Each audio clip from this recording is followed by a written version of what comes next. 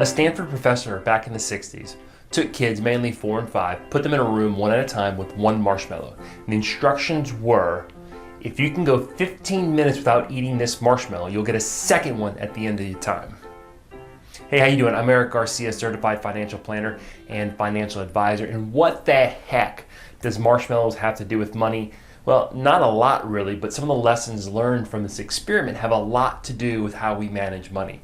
There's something called present bias. What present bias says is that we overvalue immediate rewards at the expense of long-term goals. So we overvalue immediate rewards at the expense of long-term goals, right? You can think of instant gratification. One lesson we can learn from this experiment is delayed gratification.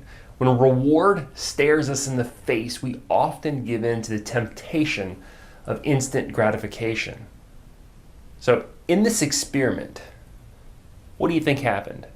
Yeah, most of the kids ate the marshmallow. They gave in to instant gratification. Here's what's fascinating. In this study and subsequent studies, they found that kids who were able to delay their gratification had higher SAT scores, had lower levels of obesity, scored higher in just general other areas of life. Their behavior was reported better by their parents.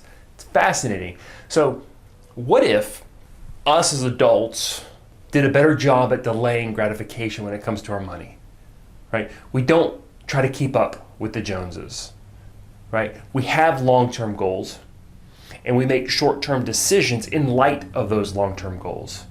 We might not buy the more expensive car. We might buy the less expensive house. We don't take the most expensive vacations. We're delaying gratification, knowing that in the future, we'll have more success in our financial life. Just like the kids who delayed gratification had more success in their lives. So 2 takeaways here. Number 1, since 1959, these numbers come from the St. Louis Federal Reserve Bank. Since 1959, the average savings rate for U.S. families was about 8.25% per year. So people would save on average 8.25% of their income. In December of 2017, the savings rate for American households was 2.4%. What does that tell you?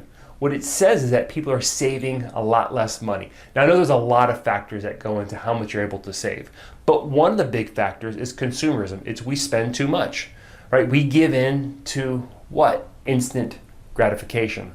Second takeaway, when we look at retirement savings for households as ages 55 to 64, these numbers are staggering.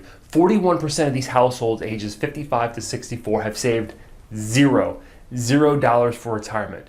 20% of these households have saved less than $50,000. This poses a great problem of retirement, doesn't it?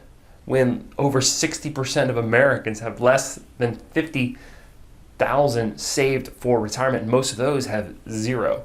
Only 9% of those households ages 55 to 64 have saved over $500,000.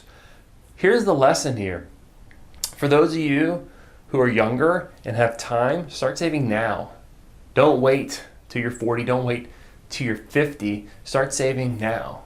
Think about this idea of having a long-term goal and making decisions in light of the long-term goal, delaying the gratification. I'm willing to bet that if you consider this idea of present bias, you consider this idea of delaying gratification, you will have more success financially. It's always a good idea to work with a certified financial planner. Outside eyes can give outside perspective, can help you make good, wise financial decisions that often save you thousands upon thousands of dollars. You can find me on my website, www.plan-wisely.com. I hope to hear from you. Thanks for watching. Take care.